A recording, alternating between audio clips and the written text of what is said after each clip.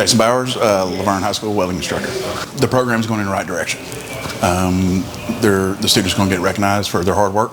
Last year, the students built most of the equipment that's in the shop. More or less the best class in schools is what I've been told. Everybody wants in, but there's only limited seats.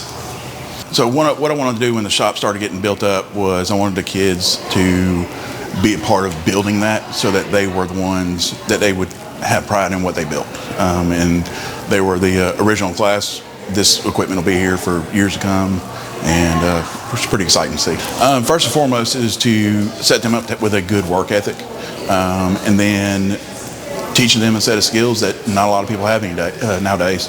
And when we do that, and we can get these guys to go out into the community and work and be recognized for their hard work, basically with a paycheck that they can live on.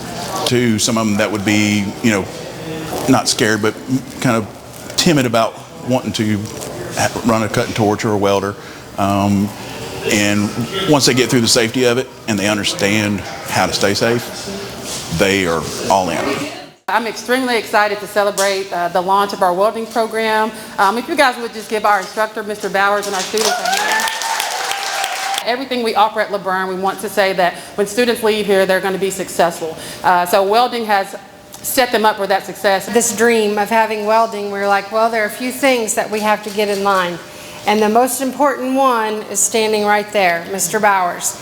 And whenever he came, we were like, is this really going to happen? And yes, we were like, okay, what are the things that we have to do? And so with the help and support of everyone in this room, here we are today. This will elevate the ability to see qualified welders being prepared for the tremendous welding jobs and opportunities available to them. In this welding program, we have 28 students that are getting credit with TCAP while they're going here. And we're looking forward to having all of them continue what they have started here with us.